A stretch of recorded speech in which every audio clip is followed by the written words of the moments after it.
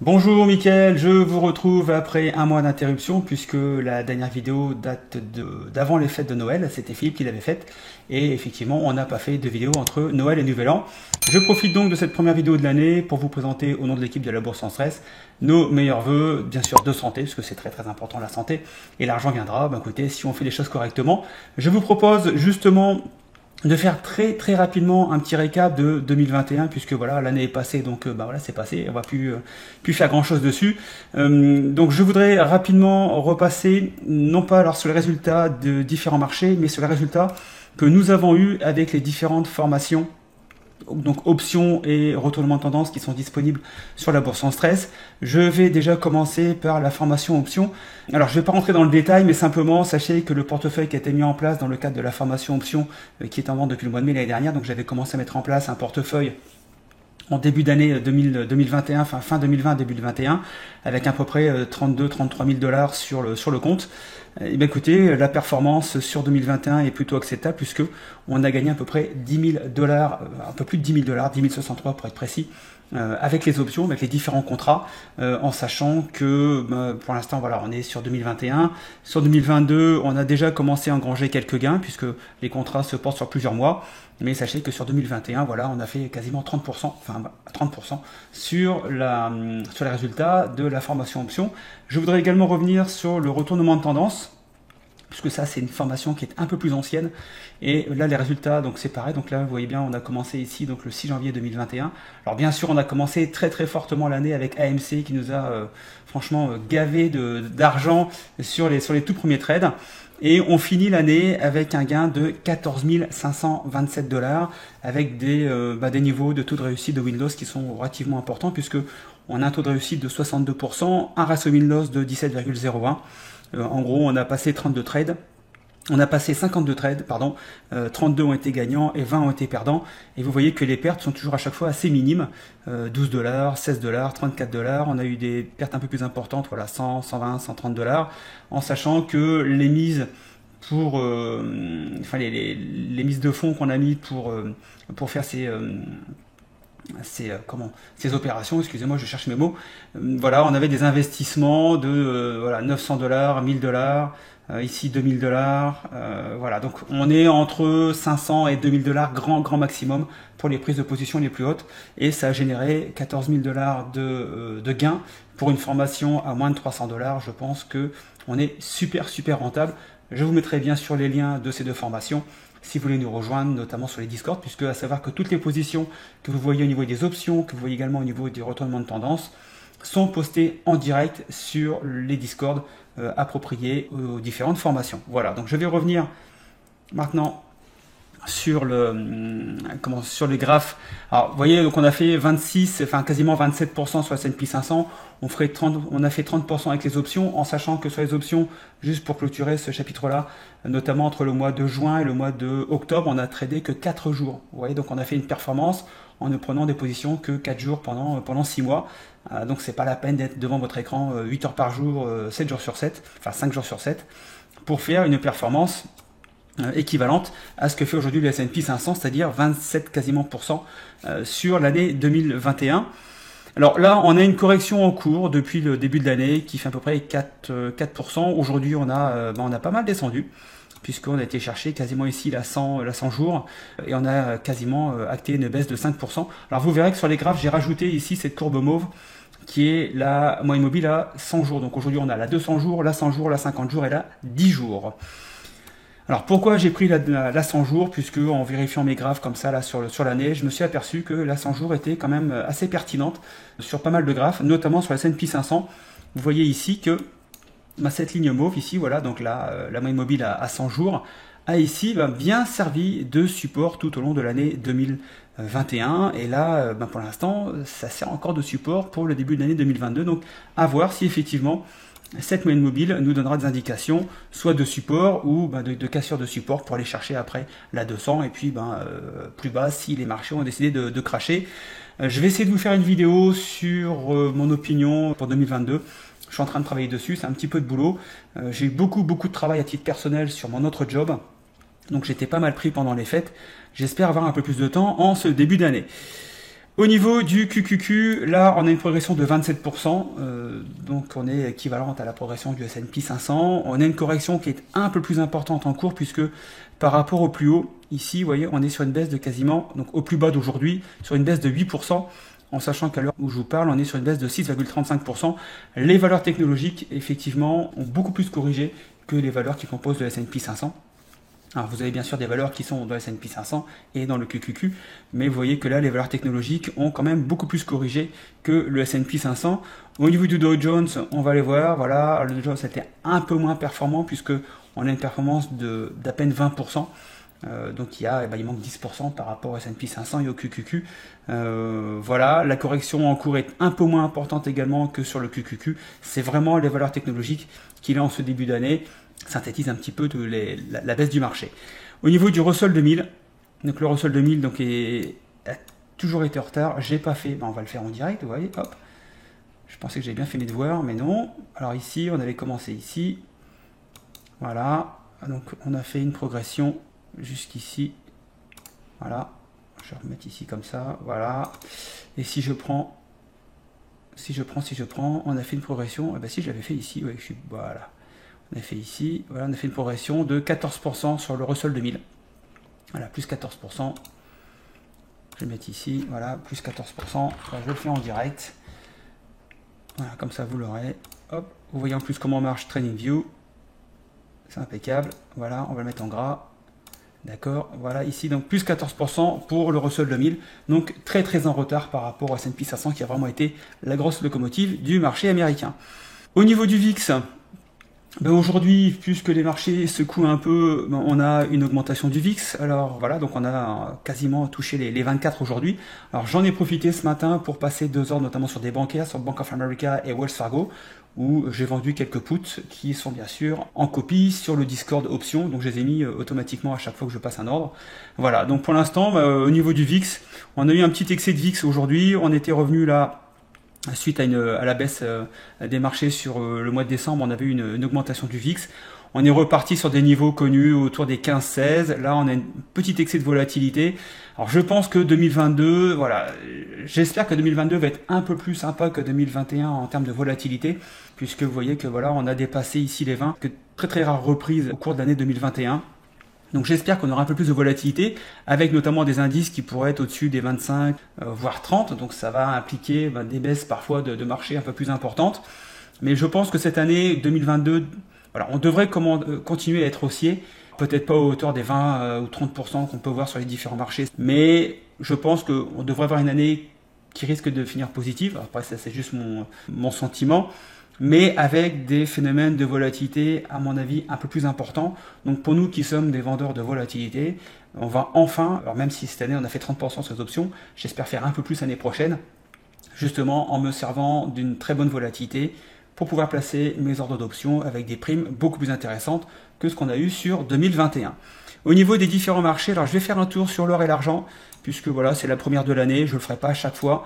Mais là, vous voyez qu'au niveau de l'or et de l'argent, alors au niveau de l'or et de l'argent, là c'est pareil, mon sentiment est plutôt haussier pour 2022, puisque avec les taux d'inflation qui sont actuellement en cours sur les différents pays mondiaux, les matières premières ont plutôt tendance à performer pour justement essayer de combler à ce niveau d'inflation. Vous voyez qu'ici nous sommes sur un triangle ascendant, on devrait normalement, si on respecte la logique du triangle ascendant, casser ici autour des 170-172 $ au niveau du GLD. Et si on devait casser ici les 170, on aurait après rapidement des cibles autour des 175, 180, ici une belle résistance autour des 183, et après pourquoi pas aller chercher des plus hauts si l'inflation devait se confirmer à des niveaux relativement importants. Mais aussi bien sur l'or que sur l'argent ici, vous voyez, donc l'argent, oui, donc on est quand même pas mal baissier. Ici, on a eu un plus haut en début 2021 et là depuis, c'est la chute libre. On est également dans un système de triangle ascendant. On a bien les moyennes mobiles ici qui sont bien à la baisse, donc pour l'instant, c'est pas encourageant, mais c'est vrai que si on devait avoir un sursaut ici sur cette zone connue de support autour des 21 $, si on arrive à bien rebondir, aller rechercher les 23, 24 $, Pareil, on pourrait repartir sur des plus hauts en cherchant les 23, 24, les 26 et pourquoi pas des plus hauts autour des 27. À voir, mais voilà, plutôt confiant sur SLV. Est-ce qu'il faut prendre position maintenant sur SLV? Là, ça dépend de votre style de trading. Si vous êtes plutôt agressif, vous allez vouloir acheter sur le support, donc acheter maintenant, pourquoi pas, si c'est votre stratégie. Moi, je suis plus à attendre des confirmations. Donc moi, j'attendrai plus la cassure de la résistance du triangle ascendant pour prendre des positions. Alors, je vais peut-être perdre effectivement 10%, mais je préfère mettre les probabilités de mon côté. Voilà, après, ça dépend de votre aversion au risque. Au niveau des différents secteurs, donc là, je vais prendre quelques secteurs, j'en ai étudié pas mal. On va quasiment tous les voir puisqu'il y a des choses intéressantes à voir. Au niveau du secteur healthcare, vous voyez que ici, on a une baisse aujourd'hui d'à peu près 5,5% depuis les plus hauts. On est aujourd'hui parmi les secteurs qui sont haussiers. Alors c'est très très rare parce que regardez, vous voyez ici, on a quasiment tous les secteurs sont baissiers, avec l'énergie qui baisse le moins ici, et vous avez donc XLV qui pour l'instant est quasiment le seul secteur en hausse. On est venu prendre appui ici, vous voyez, sur la fameuse 100 jours, je vous disais que voilà, elle peut être assez pertinente. On a ici également une convergence avec un support, voilà, qui date de fin 2020, etc. Donc ouais, un peu plus d'un an maintenant. Et vous voyez qu'ici, avec cette convergence de support, en termes de probabilité, on a plus tendance à repartir à la hausse. Le domaine de la santé, avec malheureusement ce fichu virus qui nous embête, pour pas dire autre chose, depuis maintenant un peu plus de 2 ans, je pense que les valeurs de la santé, donc du healthcare, vont encore performer. On a ici une respiration comme on a eu ici entre septembre et octobre. Vous voyez, à chaque fois on a des respirations, on monte pas, alors parfois on monte effectivement de façon relativement importante ici, mais on a toujours des corrections. Le marché est assez volatile en ce moment, a besoin de corrections. Donc ça m'inquiète pas d'avoir une correction sur XLV de l'ordre de 5%, et ça peut être, si c'est votre façon de trader, d'aller chercher les supports, une bonne opportunité d'aller chercher quelques valeurs qui composent XLV pour aller chercher donc du gain sur le secteur de la santé américaine. Au niveau de XLP, donc les consumer staples, voilà, donc secteur défensif. Alors vous avez notamment dans les consumer staples, vous avez du Coca-Cola. Alors Coca-Cola, je vous l'avais donné dans les valeurs à suivre, voilà ici, Coca-Cola, voilà, je vous l'avais donné ici, c'était lors de la dernière vidéo, donc qui datait du 10 décembre, donc il y a un mois tout juste, quasiment. Oui, nous sommes le 10, donc ça fait un mois tout pile. Donc je vous avais dit ici que, voilà, on était là, on était autour des 56, qu'il y avait une forte probabilité d'aller chercher ici le haut du canal haussier, et chose qui a été faite, puisque l'objectif était autour des 60 $, on est à 60,55. Donc Coca-Cola voilà, se porte bien au niveau du domaine des... hop, je vais revenir ici sur mes indices, voilà. Des consumer staples. Donc toujours haussier en ce qui me concerne sur les consumer staples. Vous voyez que ici on a l'ensemble des moyennes mobiles qui sont à la hausse les unes au-dessus des autres. C'est ce qu'on appelle un balayage haussier. Donc pour l'instant toujours confiant sur les consumer staples, qui devraient eux aussi voilà, bénéficier de l'inflation, puisque les prix vont augmenter.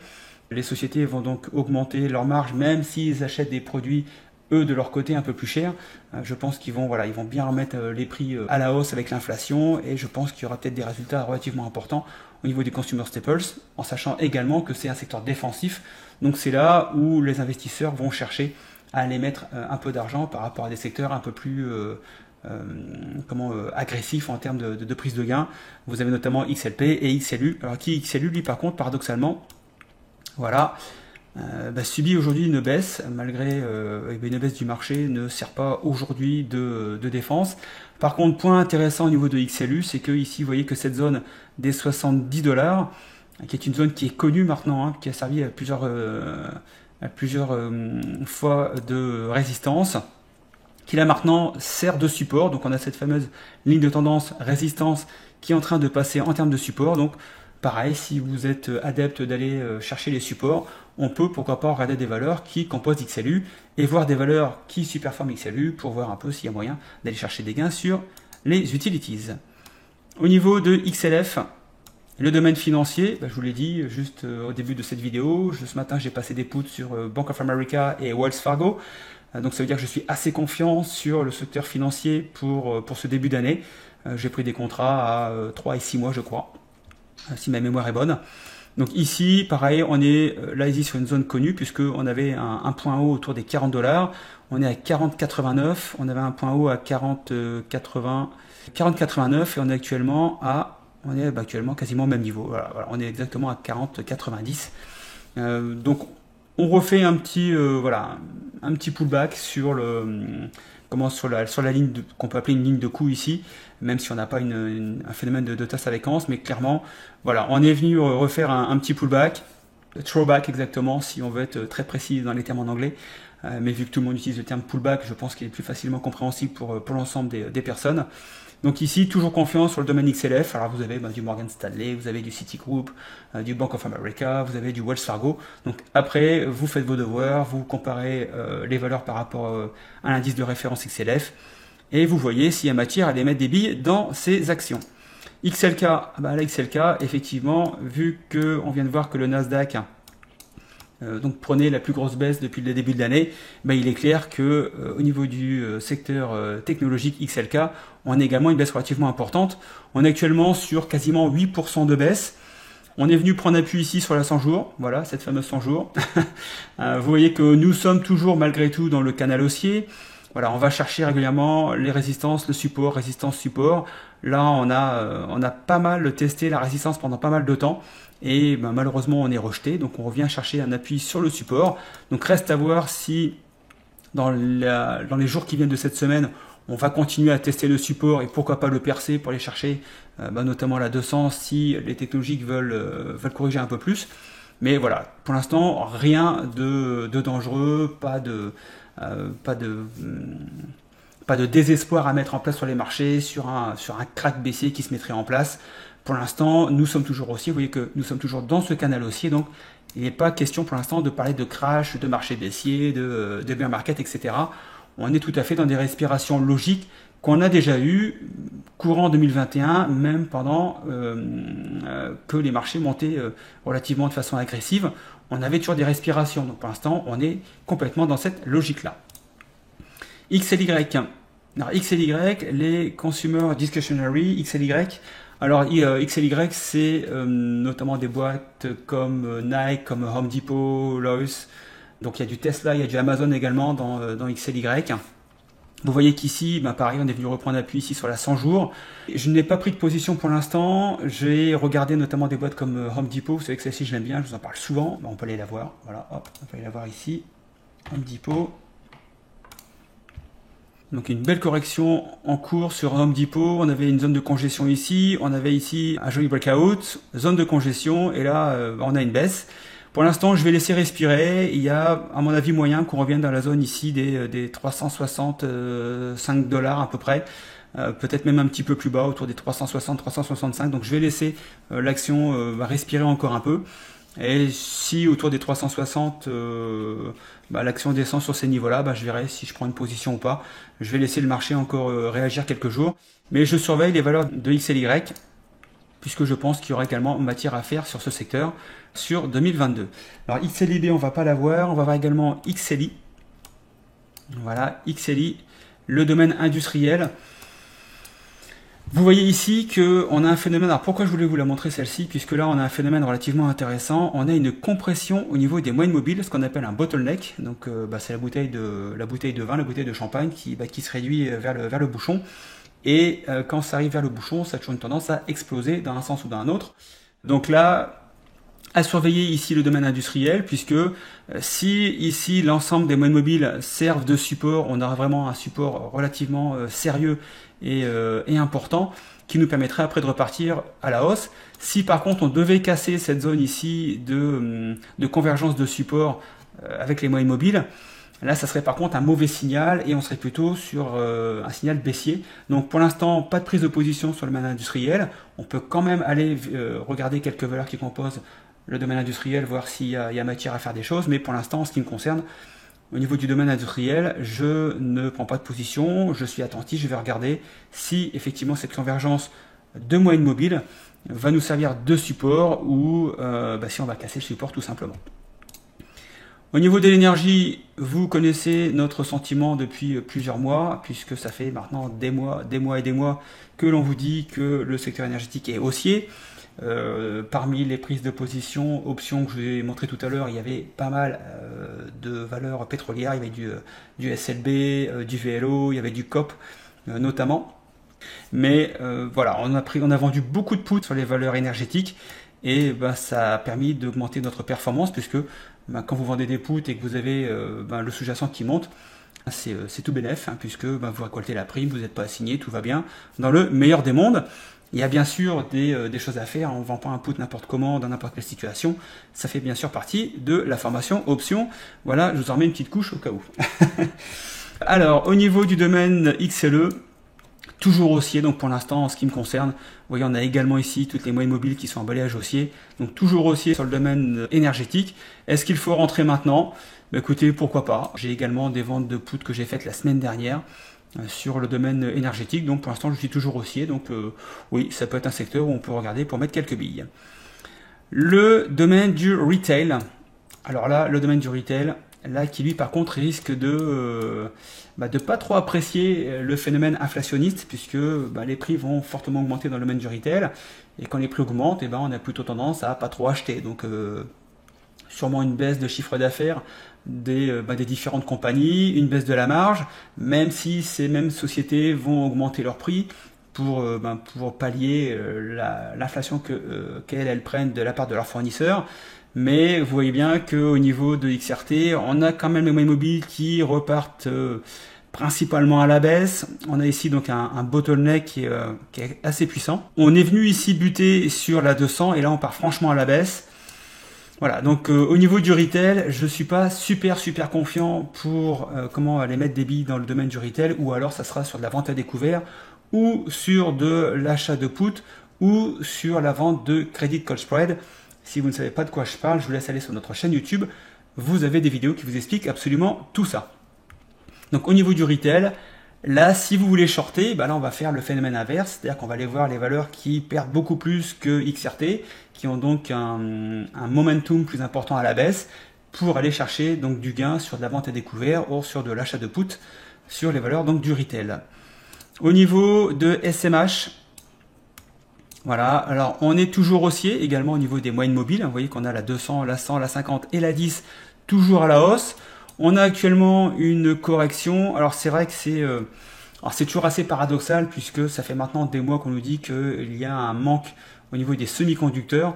Alors j'arrive pas à analyser pourquoi. Aujourd'hui le secteur donc l'ETF SMH n'arrive pas à surperformer alors que voilà, il y a des pénuries, et quand il y a pénurie, il y a augmentation des prix, en plus il y a de l'inflation en ce moment, donc j'arrive pas trop à comprendre pourquoi SMH n'est pas à la hausse aujourd'hui et plutôt à la baisse.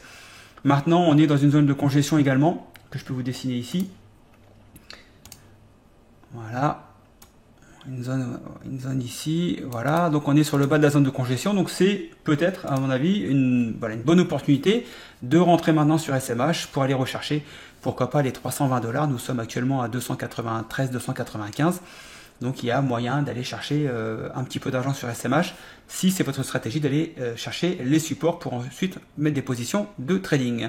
Voilà, donc écoutez, j'en ai terminé pour cette première analyse du marché US 2022.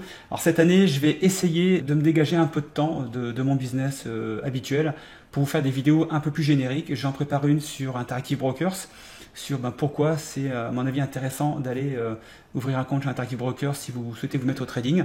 Donc je vais essayer de vous faire des vidéos comme ça un peu plus génériques pour sortir un petit peu du domaine des options et puis vous apporter de la plus-value en termes de connaissances, autre que sur les options comme je le fais maintenant depuis 3 ou 4 ans. Et puis donc les fameuses analyses hebdomadaires qui elles vont continuer de toute façon quoi qu'il arrive. Si vous vous appréciez notre travail, vous pouvez bien sûr vous abonner, vous pouvez liker nos vidéos, ça nous fait toujours plaisir. Et puis vous pouvez également activer la clochette de notification pour recevoir nos prochaines vidéos. J'essaie de vous faire la vidéo pour Interactive Brokers cette semaine. Je ne vous garantis rien, mais je vais faire mon maximum pour vous mettre cette vidéo sur la chaîne YouTube cette semaine. Soyez prudents sur les marchés, ça secoue un petit peu, mais voilà, rien de grave pour l'instant, je ne tire pas la sonnette d'alarme, enfin pas encore, on va laisser le marché évoluer. Et donc comme d'habitude, trade safe, à ciao, bye bye.